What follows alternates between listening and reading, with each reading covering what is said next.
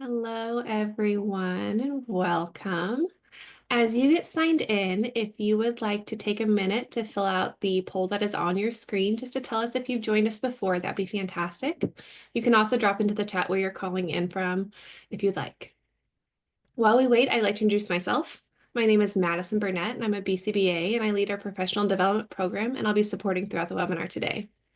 In addition to that role, I work alongside other BCBAs on our clinician-led recruitment team, and I support in the effort of recruiting quality professionals to join our team. Before we begin, I'd like to tell you a little bit about Manhattan Psychology Group. We were established in 2011, and we've continued to grow our team consisting of skilled adult and child psychologists, neuropsychologists, behavior analysts, special educators, licensed social workers, and behavior interventionists. As a team, we're committed to wraparound care, which includes our wide range of services from mental health and testing to ABA and educational services. This holistic approach allows us to address various needs and challenges with compassion and care, and we provide services to clients at our Upper West Side and Long Island City offices. In addition, we provide services in home, school, and clinic-based settings, as well as through telehealth. Our team is committed to serving individuals, couples, and families of all ages in diverse settings. We're also pleased to offer these free monthly webinars for parents and professionals, where we will continue to grow, learn, and foster meaningful connections. Our vision at MPG is to create a future where individuals and their families feel supported, connected, and empowered. And our mission is to provide multidisciplinary, integrated support for individuals and their families who experience mental health, behavioral, and educational challenges. All right, now for some housekeeping information. We'll be leaving the chat open today, but please post any questions you have in the Q&A so we can make sure that they are seen.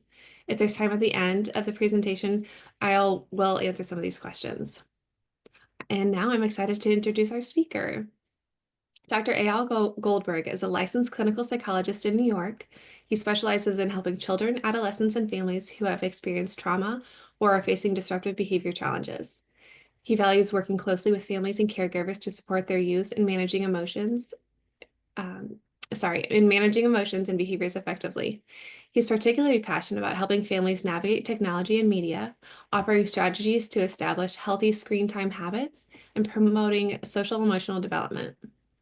While employing evidence-based treatment modalities, Dr. A.L. Goldberg tailors his approach to fit the unique circumstances of each individual family. His therapeutic techniques include parent-child interaction therapy, parent management training, cognitive behavioral therapy, trauma-focused cognitive behavioral therapy, and game-based cognitive behavioral therapy. And now, without further ado, I will hand it over to Ayal. Thank you so much, Madison. Thank you all for joining us. Today we're going to be focused on internet health and safety. It's a pretty big topic. We're going to get into some specifics, but also some general guidelines and different strategies to use to keep kids and teens safe and healthy while they use the internet. This is a really big topic of late. So I know there's a lot of buzz around this and different things that families are hearing, considering, from many kinds of different sources. So we're going to give you some really high quality clinical information that's backed by research and, backed by big trusted resources to hopefully address some of these concerns. So first, what we're going to go through is some parenting strategies. And then, like I said, we're going to get to some specific concerns, and you'll see what I mean by that when we get there. But there's some specific issues that children and teens and families can face on the internet. That's what we'll get to in that next section. Then we'll get to some sort of general resources and things to, explore on your own or dive further into to get more information. And then at the end, we are going to leave some time for questions and answers. At any time, you can put your questions in the Q&A at the bottom. There should be a button for the Q&A at the bottom of your screen on using one of the Zoom tools specifically for that. So feel free to put your questions in there. And we will also be monitoring the chat in case any concerns come up there or anything that you'd like to be addressed. All right, so first we're going to start off with a little bit of an open-ended question, and feel free to respond to this one in the chat. But really, we want to ask what concerns you most about internet health and safety. Essentially, what are you here to learn? What are you hoping to kind of get out of this presentation or this webinar? But also, if there are just sort of general concerns that you're tracking for your family, for your kids, teens, What are those? And if you'd like, you can also feel free to let us know in the chat what your, around how old your child or teen is. And I know some of you may have many children or multiple, so feel free to just let us know roughly, if they're a teen, if they're in early childhood, where they are currently.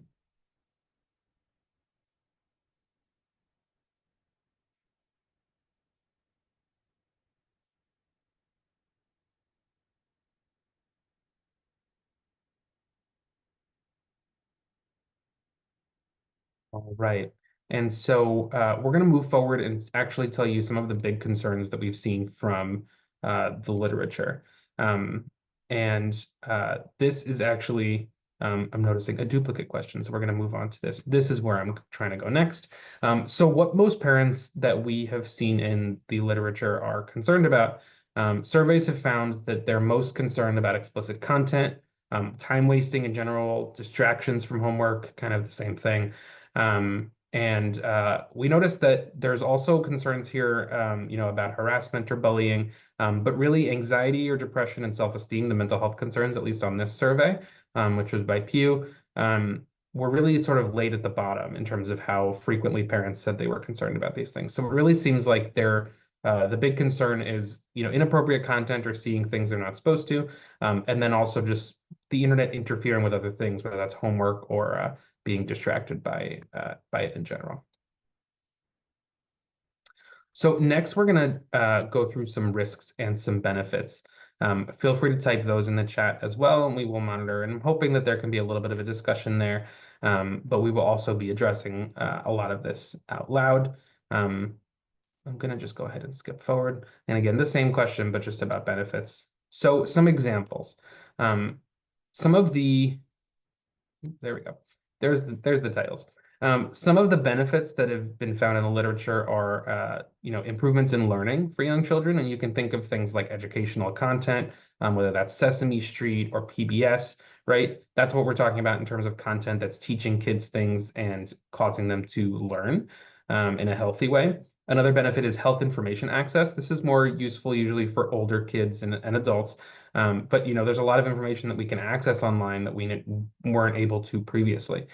So things like if you've got a little bit of a symptom or you have a stomach ache that's feeling kind of funny or a specific type of headache, right? Being able to look that up, being able to look up, information about various illnesses or how to eat more healthfully, right? And I know there's minefields about different health information online and what's accurate and trusted and what's not.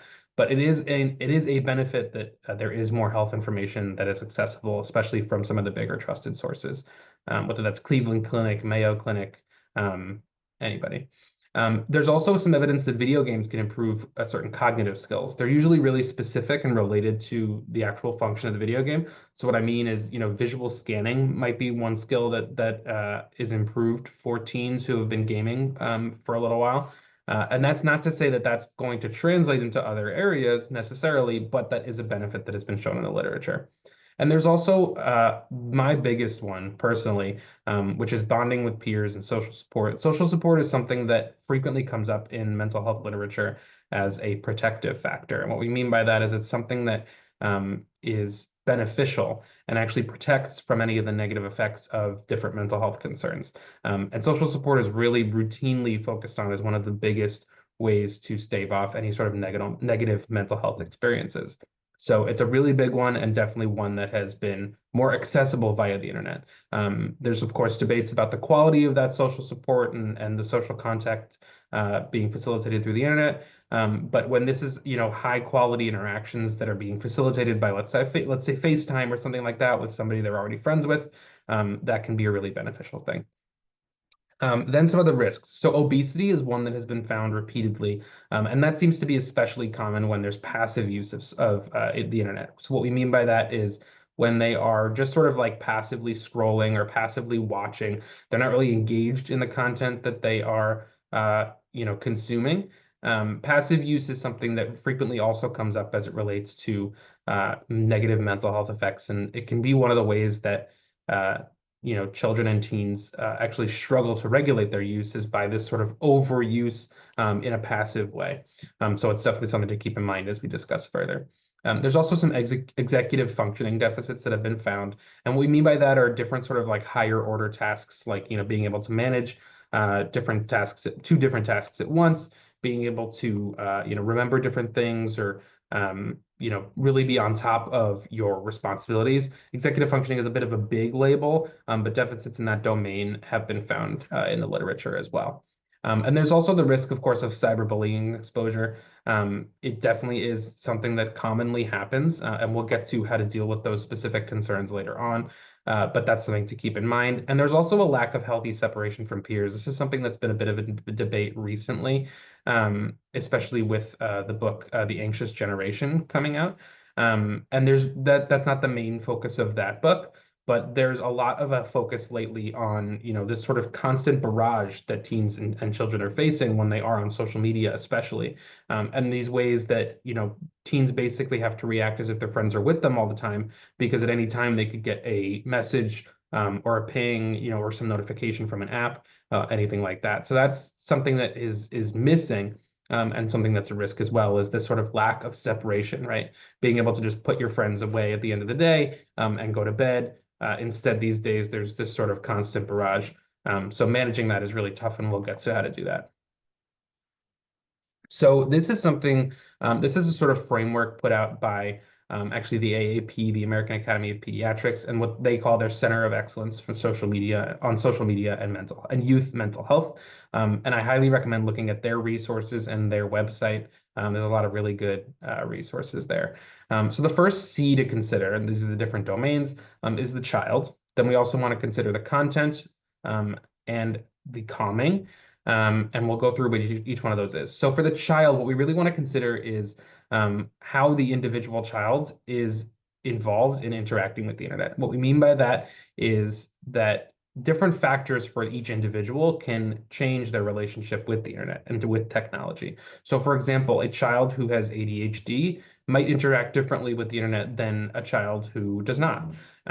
It could also be that a child who's more introverted, right, uses the internet in a different way than a child who's a little bit more extroverted. So these are all different things to consider. And really, when we are implementing any of these strategies that we'll talk about, we want to consider the individual child and what's going to work best for them. There is no, unfortunately, one size fits all approach, and that's a theme that we'll see throughout. So these are some questions to consider in terms of asking. These are sort of questions posed to the child, right? How did that make you feel? That's an individual child's factor, that might affect the way that they respond to the internet. For a lot of kids, the answer is going to be, one of the answers is going to be, well, that game made me really angry. Right. And that's then a jumping off point to discuss, the relationship with video games. What did you learn from that situation? How does social media affect your personality?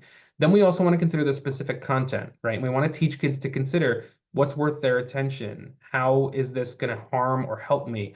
And also, we want to consider how can we change your algorithm? This is something that's been a big focus for a lot of folks lately. By blocking or viewing different content, right? We can actually change what these different platforms think we want to see. So there are actually some people who have entirely other profiles that are just positive content, so that they can go in and you view just sort of wholesome content, and a sort of curated algorithm. This way they can seek that refuge really from the rest of the internet when they need. We also want to consider the child's really emotional regulation, which is this calm factor. So how do you manage your emotions? What are your go-to coping skills?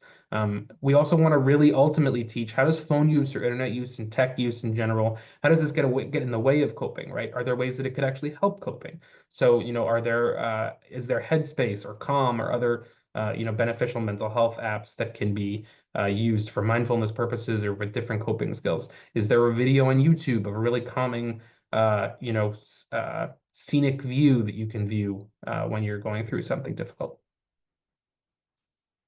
And then these last two of the five C's are crowding out and communication. So crowding out is, for me, a really big one, and one that we see frequently in our clinical work at MPG. And what this means is really we want to consider, what is technology getting in the way of? For kids, these could be different things like homework, like that research that we saw before about parental concerns. It could get in the way of social activity, right? If they're just spending time gaming by themselves and not actually going and seeing friends. So we want to consider all these different things that it might be interfering with in their lives. And then we want to see, how can we kind of address this in general? In terms of communication, what we want to consider is how to really best communicate with the child. And that's what this factor is describing. So, we want to keep open communication in general, and we'll see that's a really, not only just a general good thing to do, but also a really healthy and evidence-based way to keep kids safe is to be constantly in open communication with them. And that's not to say that we want to constantly be barraging them with questions and interrogating them, but we want to keep those lines of communication open and let them know that you're here to talk. We want to use open-ended questions, and we also want to use modeling. This is something we'll see repeatedly, and it's a really big way to show kids that these are really good skills for them to practice is by practicing them yourselves. So if you are a caregiver for a child, being able to show them that you are also setting healthy boundaries with the internet and technology is a huge, huge step in getting them to follow through on that as well. So these are some different domains to balance, and this goes back to that crowding out idea. And we want to make sure that children are getting healthy physical activity, live social interaction, not just online social interaction. That can, of course, supplement, but we want to make sure there's also a healthy dose of that in-person social interaction. We want them to have offline hobbies and interests, time with family. School is, of course, a big concern, like we mentioned with homework. So we want all of these domains to be balanced, and they're not always going to be balanced equally, but we want them all to be there in a healthy dose. And it's an issue when one of them is being taken away by the internet, by technology, and that is sort of crowding out that other domain.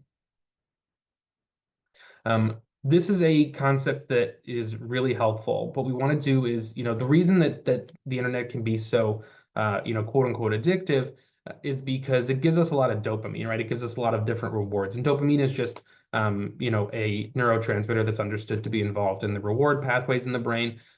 So it's not necessarily something to consider in your day-to-day life, but we want to be making sure that we have other ways to get that excitement, to get that enjoyment that aren't just using the internet. So these could be things like going out to dinner. Planning a family game night is huge, right? Because that's a really good time to model as a family, putting the tech away and being, with each other face to face. Get some sunlight, right? Kids who are playing games all day may not have enough time outside, and that's a really healthy thing as well. Exercise, like we said. These are all different ways to sort of get what we call offline dopamine hits, or some of those rewards in an offline way. This is something that we will see really throughout our discussion. And I know I keep saying that because a lot of these are big, big concepts. So what this is something that you may have seen. This is also frequently common in like Psych 101 courses. I learned this first in AP psychology, and it's still relevant today, in my high school course, I should say. So these are the different types of parenting. And what we want to do is really land in what we call the authoritative zone. So that's over here in high demandingness and high responsiveness. So you can see permissive is a parent who lets the kid do, essentially whatever they want. There's low expectations, not many rules. They're kind of given rewards regardless of how they're acting. There's the uninvolved parent who's not responsive at all, and there's low demandingness. So there's low demanding and low responsive. And that's somebody who's just not at all there, not really present. There's authoritarian, which is, really, really demanding, but not so responsive, not so supportive. And that's sort of because I said so parent. What we want to do is land over here in kind of this sweet spot where we're keeping kids honest and setting expectations, but we're also being responsive and supportive and setting clear standards. So you can see some of the qualities here are warm, responsive, flexible, democratic, right? Not all of these are going to be applicable in every situation, but we want those to generally be values that guide the parenting. This is a little bit of a dense screen, but this is a summary of a literature review, and actually a meta-analysis, I believe, from the group called Children and Screens. They are also an excellent resource, and one that I frequently refer parents to. That's called Children and Screens, and they are a group that puts out research and webinars and all kinds of really helpful resources for specifically this topic, is really how children relate to screens, how it affects mental health development, all those different domains. So what this is a recent study that's just being described that found associations between parent media rules and enforcement and adolescent media overuse. So the idea here is we want to know what drives adolescent media overuse and how to ultimately stop that through the use of parenting skills. And what was found was that more media rules and more consistent media rule enforcement actually led to less media overuse. So the first part there is that consistency is really key. And that's a way to limit overall media overuse, is being consistent with the expectations around technology. More media rule enforcement and more parental modeling was shown to lead to fewer media-related symptoms and therefore less interference of media with other activities. These are sort of two separate findings, actually. One is, that there's these physical symptoms that can happen from mental from the internet interfering with your day to day. Those could be things like we talked about with obesity. They could be low exercise. They could be sleep issues. So there's fewer of those symptoms for the kids who had more media rule enforcement, so enforcement of those guidelines that are in place, but also more parental modeling of those guidelines. And they also had less interference of media with other activities, less of that crowding out that we've been discussing. Too much or too little perceived rule restrictiveness was actually associated with more media overuse. So this is, really for me an endorsement of how tough it is for parents out there right now. There's this sweet spot that we have to find for each family, for each situation, about what is going to be an appropriate rule and where it's going to be, so that it's not too restrictive, but it's also not, not unrestrictive enough, right? We want these rules to be guiding our children, and we want them to be guiding their technology use, but we don't want them to be, really strict and over the top. And so finding that middle ground is really the key there. And then modeling, again, coming back to that, modeling of media rules was in general found to be associated with less perceived restrictiveness of the rules and the enforcement. So this is sort of a trick, right? Going from this last bullet to the one before, as to sort of how to find that sweet spot. We want kids to not be perceiving these rules as way too restrictive. And so modeling has been shown to be one way to get around that, is to be showing that you're demonstrating the same things, really practicing what you preach. That's a way to show kids that you are following these guidelines as well, and therefore they're worth following themselves. Another way to go about really setting healthy boundaries in the home around technology is creating what's called a family media plan. The American Academy of Pediatrics has an excellent resource for this. In a way, they have actually an online tool and a specific website dedicated to helping families construct their own family media plan, and really putting in some of these different factors and answering questions to sort of come up with guidelines and expectations for the whole family. But some things to include are what we call tech-free zones, right? For a lot of usually the most beneficial is the bedroom. There's a lot to be said for not allowing technology in the bedroom, at least in a solo fashion. What we mean by that is not allowing kids to use their iPad or their phones alone in their bedroom when they're still too young. And instead making sure that they're doing that in a common area. This way you can sort of at least casually monitor what they're doing, and at least keep an eye on it or check in periodically. And they can still, get to sleep at night, and we can make sure that tech isn't interfering with any of those processes. Tech-free times, right? For a lot of families, this is dinner time. This is sort of the most common. But it could be that in the car is another one, right? For a lot of families, that's actually a time that they are allowed to use tech if they're on a long road trip or something like that, just to keep kids calm, keep kids entertained, and not too bored or cranky. But family dinner time is usually a way to put the screens away as a family and really dedicate some time to discussing and being there for each other. And then device curfews. This is the idea that there should be time without screens as well, and that should be an active thing, right? For some families, and most commonly this is at night, the same way we were talking about those tech-free zones in the bedroom, so that it doesn't interfere with sleep. But for some families, this is also a specific amount of time after school, so that kids can get homework done without distractions, right? So there's different ways to go about this, and not every approach is going to be the same for each family, but it's something to consider, and these are some different factors and ways to sort of put some of these guidelines in place. Setting appropriate limits is tough, but these are some general guidelines and different ways to do it. One, we want to look up ratings and content, really know what your kids are engaging with and know what the recommendations are for how old they should be, for who should be viewing this without a parent. Look up those ratings and the different content that they're engaging with so that you're aware. And we want to build gradual independence. That's really the ultimate goal. We want to tailor the use and permissions in the family to the developmental capabilities of the teen or tween, or the child, right? We want to be having this sort of developmental approach where with each stage as they mature, as they get older, they're able to sort of, graduate to a different type of independent use, or maybe they get more independent use.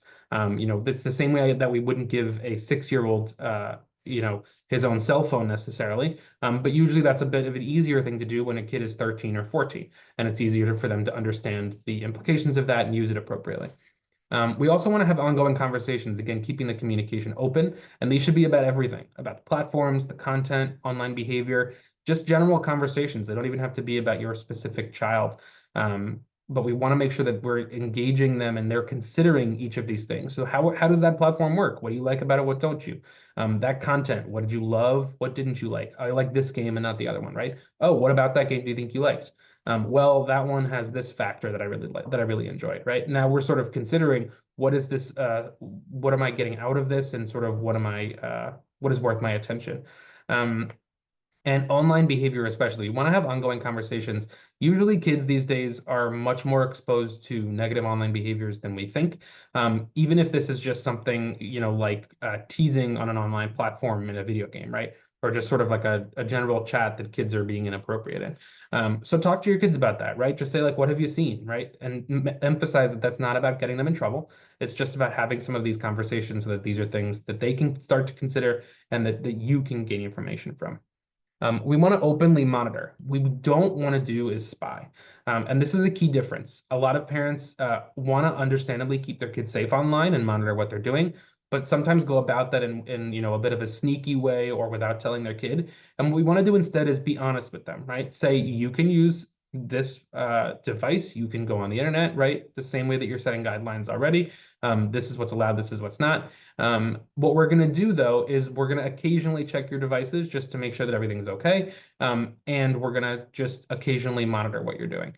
Again, this is not something that has to be done in secret. We want to be open about this. This way they're aware, and this way it doesn't lead to any big fights or issues down the line, if there is something to address.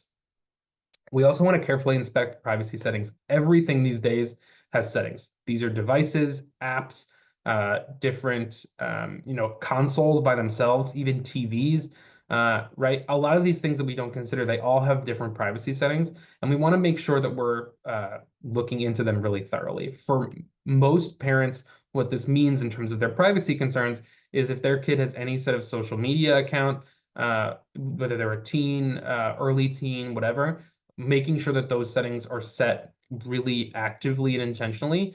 For example, on Instagram, a lot of kids these days have Instagram accounts, making sure that their account is on a private setting so that it's not just visible to anybody in the public. That is one way to really make sure that their privacy is being respected and that they're staying safe online. We also want to report and flag any inappropriate content that anybody comes across. And so teaching kids how to do that, and doing that yourselves, is also really important. We also want to limit social comparisons. This is something that comes up, especially when we think about body image for teens, and is obviously more relevant for some kids more than others. But we want to limit the amount of social comparisons. It's not just body image. There's also things like wealth that kids get shown a lot of content about these days, or their sort of social standing, right? Comparing how popular one kid is to another, or how good looking one is to another. These are all things that are just generally not healthy, and there's research to support that limiting those is a healthy thing going forward for mental health reasons. So next, we're going to talk about really protection and independence. And what we're going to start with is considering what are the safety skills that you emphasize with your children. Different families have different skills that they put in place. We can think about, in the 70s, 80s, 90s, this was a lot of, so-called stranger danger. And, not necessarily safety skills on the internet, but safety skills in general. And these are also really important and things to keep in mind when children are using technology as well, not just when they're out and about in the real world. So safety skills and different protection guidelines. What we want to do is, like we said, balance this protection with the level of trust and independence that is appropriate for the child. Ultimately, we want to know how tech works. The same way we want to know content, we want you as parents to know different software and features, whether this is knowing that a game has an in-game chat with strangers, knowing what's playing versus strangers, knowing what's playing versus peers of theirs from school, image sharing, video or an audio chatting. We want to know about these different features and what kids have access to and what they don't. So really dive into, if they want to use Roblox, right? A lot of parents don't know that Roblox is a really big online world with a lot of different people. And that even if you turn off the chat features, right, they can still chat using these overhead speech bubbles sometimes. So there's different sort of factors like that we want you to consider and really dive deeply into, just so this way you can monitor and sort of teach your kid and be aware. We also want to know, again, the content and discuss openly. Again, we're going to keep coming back to this because it's so, so key. The more you discuss openly, the more likely it is that your child's going to bring something to you in the future if something is going wrong or there's something that they're struggling with. And that is obviously really important. We also want to be open with them about what you're going to monitor. Again, we don't want to spy, and we want to model the type of healthy use you want to see. So some different ways that going back to that second to last bullet, some different ways that you can monitor and sort of be open about it is also letting them know what they're going to need to request access to. So what they will and won't have access to, and what might be accessible to them if they ask, right? So certain R-rated movies, certain families, if there's a teenager involved, might have different views on that. Credit card information, understanding that, making clear to them that they're not going to have blanket access to credit card information, but that can be something that if there's something they want to buy, that can be a conversation. So really, again, just being open and honest about all of these things. Like we talked about knowing the features of different platforms, this is a rundown of different ones, and this list really is ever changing. So some that aren't included here are Roblox, like I mentioned before. Steam is another one that, it's a way to access video games, but there's also forums on there. So it's important to really know what your kids are using and what they're engaging with. And this is something to consider really for each and every platform. All right, so next we're going to transition into talking about some specific difficulties. First up, we're going to be talking about cyberbullying. So some risk factors for cyberbullying victimization are things like minority status, or really any differences in general, about whether those are differences in ability, differences in sexuality. These are sometimes, of course, the focus of cyberbullying. So these are factors by themselves. It's most common at ages 11 to 14, and this is sometimes a little bit relieving for parents to hear, actually, because parents will, be understandably concerned when cyberbullying happens at a young age, but it is usually something that gets better as kids get older and go into high school and sort of mature further. So that's just something to keep in mind, is that if your child is in this range, it's something to check in about. The risk does increase with overall digital media use, but this is something to keep in mind really more because, it's the same way that the risk of getting into a car crash increases with how much you've been driving, right? Just sort of naturally. So something to monitor as well. But if these sort of factors are there for your child, cyberbullying is something to be aware of and really make sure you know how to handle if it does come up. Some proven strategies. Again, open, ongoing conversations with parents. We want to help you develop effective coping skills. So if there is any cyberbullying or a little teasing that happens online, even, we want them to be able to handle it and handle their emotions well. Parents' support of youth's autonomy is actually one that's also been shown to decrease the risk of cyberbullying. So the idea here is it's thought to increase positive coping, social support, which ultimately protect from cyberbullying. So the idea that if a child has some key friendships and is able to sort of navigate the world on their own, they've matured a little bit through that process, and they've got some social support to rely on as well. So those factors could protect them from cyberbullying. We also want to encourage them to seek help from others and from trusted adults if necessary. So we don't want them to just be, handling cyberbullying on their own. We want them to really come to you or to somebody else, a trusted adult or to a peer, if that is something that they're going through. And we also want to emphasize your willingness to support. This really goes back to having open and ongoing conversations, but we want to emphasize, even if nothing is happening right now, we want to emphasize to them, if any of this does occur, or if you're going through a hard time with any of this, I am here to discuss it or to help you with it. So if cyberbullying does happen, some different ways to manage it. We want to be supportive. We want to block and report any accounts that are involved. And we want to keep records. This is something to really consider, especially if this is a repeated offense or something that your child is repeatedly going through. It's unfortunate, but it does happen. And we want to keep records in that case, just so that you can then prove or sort of help identify who's doing this, right? For a lot of families, this ends up being something that happens related to schools, or there's teasing that happens in school and then it can kind of blend into the online platforms. So keeping records of this just so you can sort of help advocate for your child with the school or anybody else or parents is really, really crucial. Notify the social media platforms. And this is something that a lot of parents don't end up thinking about, but it's something to consider because usually there are guidelines that these social media platforms have that are being violated by anybody who's doing cyberbullying. And so, having accounts taken down or having consequences for that person from the app or from the platform is actually a way to go about this as well, and another good thing to do. Don't engage with the bully or the parents. We really want to make sure, this is something that if it's a repeated issue, we want to make sure that this is something that we're addressing sort of in a holistic way. And ultimately, if this is really, really bad, we want to work with school and law enforcement ultimately if it does feel necessary. If you feel that your child's safety is being threatened in any way, it's a good thing to really make sure that they are being sought after, that they're being cared for, I should say, by the people involved with them. And so that might include notifying teachers so that teachers can be aware if there's anything that's changing for the student in school. They can know that this is maybe a factor, or they can keep an eye on specifically bullying in school. And contacting law enforcement is something that is recommended. They may not be able to help with every single case, unfortunately, but it is something to do if there is a lot of repeated cyberbullying that's going on. And cyberbullying.org is a really good resource for some of this content as well. So ways to manage inappropriate content. This is a bit of a different concern, but the idea here is that we don't want kids, a lot of parents worry about kids seeing content that they shouldn't be, or that is, too explicit for them, or not really appropriate for their developmental status or their age.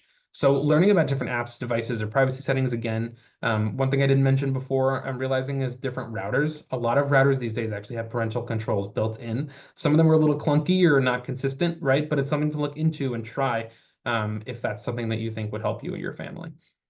Decide as a caregiving group what content is appropriate versus inappropriate.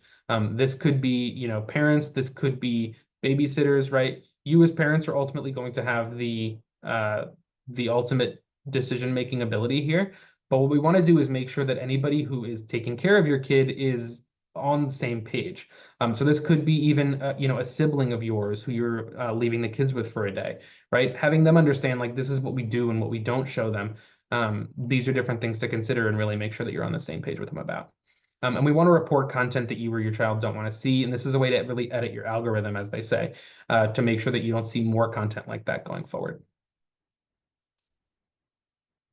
Next, sextortion. This is something that a lot of parents are not as familiar with. So I have a definition here that I'll read out loud. And this is by the National Center for Missing and Exploited Children, which is also an excellent, excellent resource. The definition of sextortion is a child that is groomed, or sextortion is when a child is groomed to take sexually explicit images, excuse me, and or ultimately meet face to face with someone for sexual purposes, or to engage just in a sexual conversation online, or in some instances, to sell or trade the child's sexual images. This is unfortunately something that's more and more common these days. It's still relatively rare, but it is something to be aware of in case it ends up happening. Financial sextortion is a unique dynamic where somebody is sort of groomed online and or hacked in a specific way where their sexually explicit videos or images or content are obtained by somebody without their consent, and or somebody who's pretending that they're somebody else or aren't who they claim to be. And this is when the offender threatens to release those images unless they are paid. These cases have led to, unfortunately, a number of deaths by suicide just because teens who go through these, typically teens, can feel incredibly alone and vulnerable and embarrassed, and the shame. There's a lot of different emotional reactions that can happen here. And so this is something that the FBI and others have been monitoring and really educating the public about. So it's something to be aware of. Some risk factors are when kids lie about being older in order to access certain platforms. Many people know this these days, but there was a time when nobody knew that social media platforms really ask if kids are 13 or older. I believe that's still the age in this country that they're legally required to be in if they want their own account. So different platforms have different guidelines, right? For some platforms, the age might be older, and sometimes kids can lie or put in a wrong birth date to make sure that they get access to that platform, even if it's not necessarily deemed appropriate for them. So it's something to make sure that you talk with them about. Initiating online contact and or offering an exchange with offenders is another risk factor. So this could be whether they're offered to exchange money, alcohol, or drugs for sexually explicit content. Those things could be really motivating for young kids and teens. So it's something that can lead to these types of unfortunate situations as well. And then sending explicit photos or videos, sexting in general. These are things that make it more and more likely just because those could end up in the wrong hands and therefore be used nefariously. So these are things to keep in mind. And we are going to talk about different ways to handle this, but ultimately, these are unique situations. Law enforcement should absolutely be involved. And the recommendations generally are to stop responding to the person and to make sure that you contact law enforcement. These could be the FBI, they could be local law enforcement as well. And usually contacting the National Center for Missing and Exploited Children is a helpful resource. And they also have hotlines and are able to sometimes help with the immediate response to these things in a way that other resources might not be. And I will have a screen later on with some of these resources to sort of take notes on or jot down. Deep fakes. These are more and more common in today's environment, just given the advances of generative artificial intelligence, generative AI. So these are AI generated images of someone real, and they can depict them nude, they can depict them engaging in sexual acts. They can also just depict people in general. Deep fakes in general have already been used to post videos of, let's say, politicians or other famous people saying things that they didn't actually say in a deceptive way. So these are things that don't always have to be sexual, but deep fakes in this context are frequently that way. So these are already an issue in some middle and high schools. There was a report by the New York Times last year about a school district in New Jersey that was actually really struggling with an onslaught of this. And actually, I believe just this weekend, or at least towards the end of last week, maybe, New Jersey instituted some new laws specifically to institute penalties for this kind of act. So it's something that's more and more in the news these days and more being brought to the forefront. But a 2024 survey found that 40% of the students interviewed and 29% of the teachers said they knew of a deep fake that was depicting an individual from their school in that school year, which is a really, really high number. And so it's much more common than we think. A more recent survey, this was in 2025, found that 1 in 6 young people shared sexual imagery of themselves while under the age of 18. This would just be defined as sending, quote unquote nudes or something like that. 1 in 3 were asked by someone they had met online to share sexual imagery of themselves while under 18. That is a huge number and double, as you'll note, the number of people who have actually shared it. So even if there's not actual sharing going on, it's very likely that some kids have been exposed to this or at least heard about it or really been, in circles where this is going on. 1 in 8 young people said they personally know someone who was the target of a deep fake nude while they were under the age of 18. Again, underscores how scary this situation is. We have to take these numbers with a grain of salt just because this is put out by a group that really focuses on internet safety. So it's possible that other people might find different numbers, but these are really statistics that underscore the seriousness and the commonality of this issue at the moment. In terms of responding to sextortion and deepfakes, the actions are pretty similar. So we want to contact local and other authorities. The number for the FBI is right here, 1-800-CALL-FBI.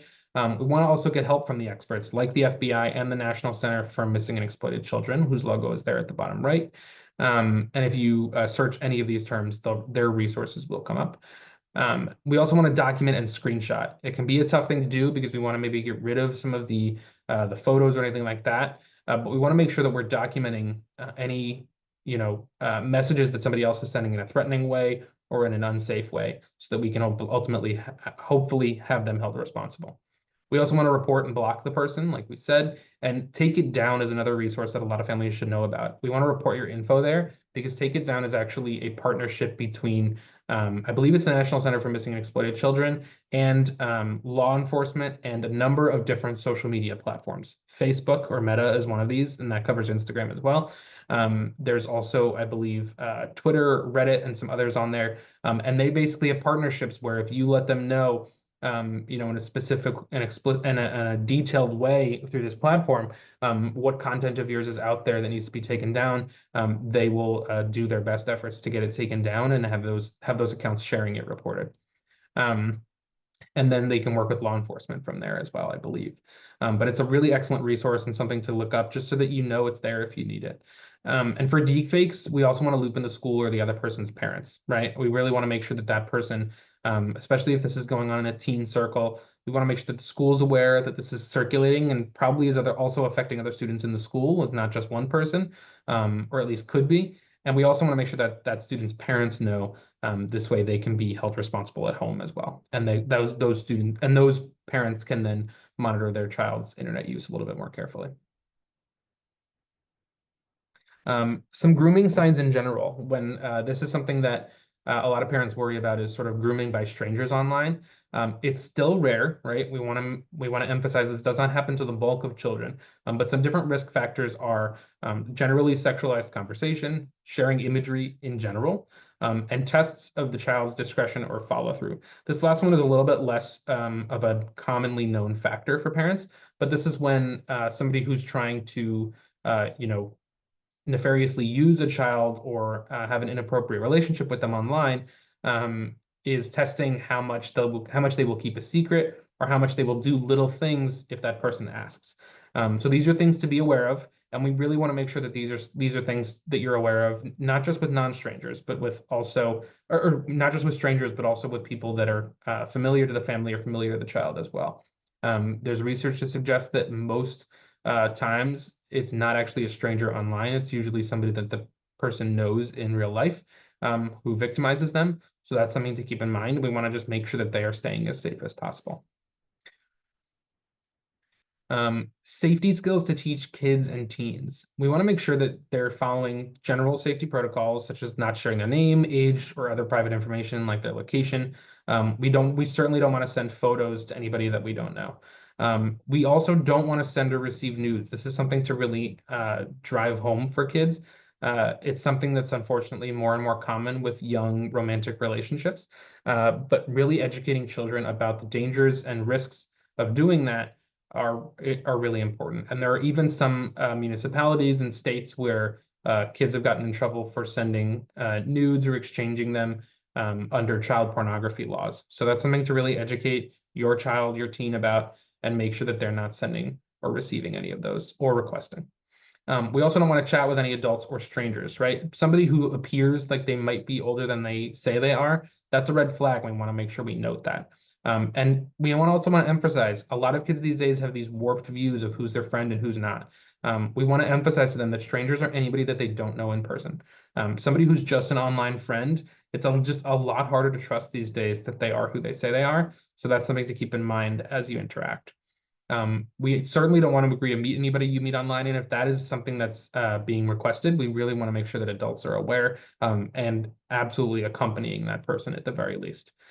We also don't want to keep secrets from adults. So we want to educate them about what's a secret, what's a surprise, right? Sometimes for young kids, this is a difficult concept where we're teaching them these safety skills and saying, it's not okay to keep secrets from others. And the response might be like, well, what about a surprise birthday party or a surprise present?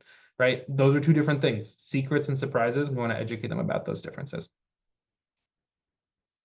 What we want to do. So we've gone through what we don't want to do. Let's talk about some positive things to do to increase safety. We want to review signs of grooming and other red flags with kids and teens as just a regular, set of practices preparing them for the internet and the technological world.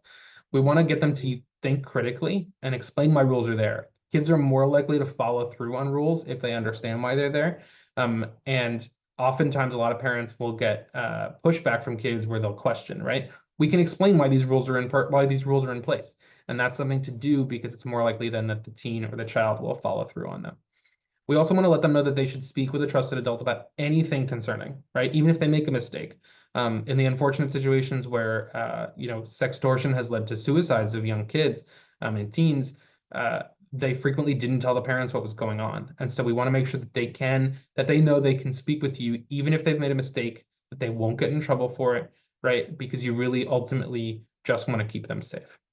And we want to, like we said, set social privacy settings to them, set social media privacy settings to the maximum for young children.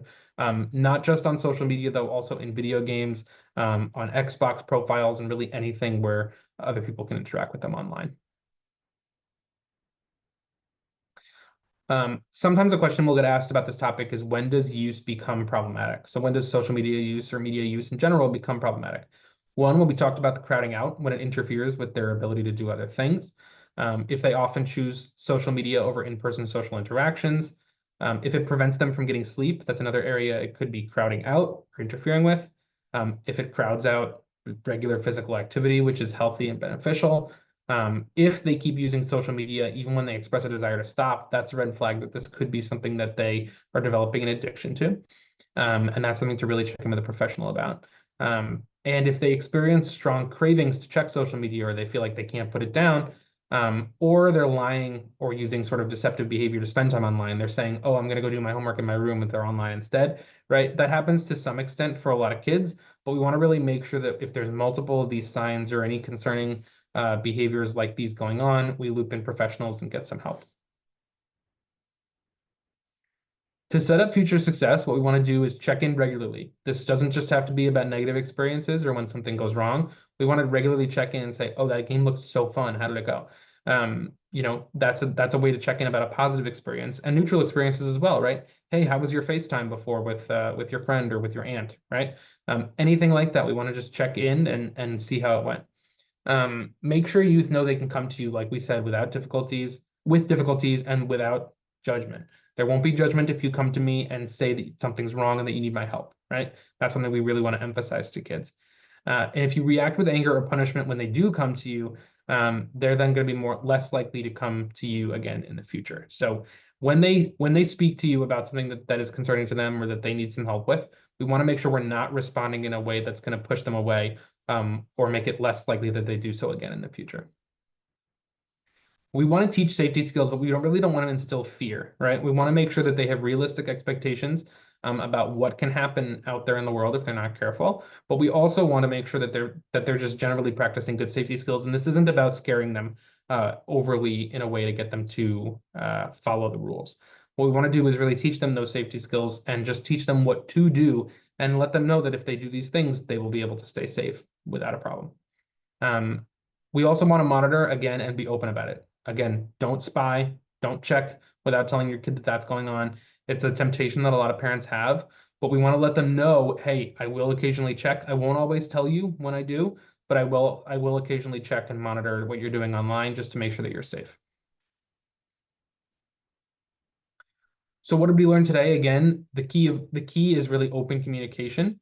Another key is making sure that when a child comes to you, they are responded to without judgment, and that you are able to help them with their concerns without, getting angry or punishing them, at least immediately. We want to make sure that you're able to help them and teach them the safety skills that they need to follow, in a way that doesn't instill fear and really helps make sure that they are just staying safe online. Um, I have on this next screen some resources, and I know we still have some time, which I wanted to leave for questions and answers if anybody has any.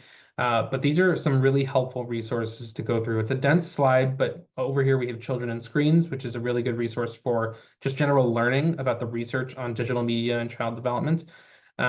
The Department of Justice, specifically the FBI, is a good resource for cyberbullying and any crimes that are happening online. Common Sense Media is one to know because a lot of families use it for checking content that kids are into, checking a new Netflix TV show and seeing what content in there would be, appropriate or not appropriate for their child, right? You really using it to learn about different games and content is the main way that I've seen parents use this. The National Center for Missing and Exploited Children, like I mentioned, is a really excellent resource for any times when children have been victimized online. And the Center of Excellence for Social Media and Youth Mental Health, I really can't mention it enough. There's a lot of resources, and that's by the American Academy of Pediatrics, as you see there as well. But that is a resource where there's a lot of different good information and strategies for how families can navigate some of these topics with their children and with their teens.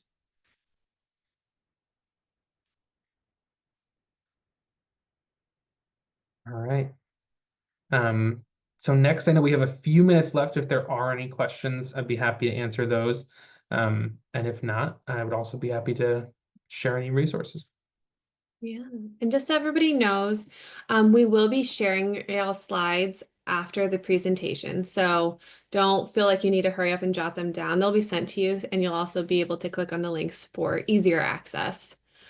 If you do have any additional questions that you think of after the presentation ends, then go ahead and send them into professional development, and I'll drop that into the chat now. And then I'll send them off for IELTS answers. And so they'll be posted on any one of these social media platforms for your reference. And I've just put in the chat the email that you can send to. Um, yeah, so thank you so much, Ayal. It was a great presentation. I know that as we are growing in technology and, we're kind of shifting more towards more tech-based living, I guess, this is definitely a very helpful webinar to have. Thank you everyone for joining our webinar. And then I don't see any other questions coming in, but again, if you do think of anything after we end our presentation today, just feel free to reach out. We're more than happy to help and help further our learning. All right, so this does conclude today's presentation. I hope everyone has enjoyed our presentation. I know I did, and then we hope to see you at our next one. All right, I will stay on for a couple extra minutes just in case any questions do come in. You don't have to stay on if you don't want to. Otherwise, thank you so much. Thank you.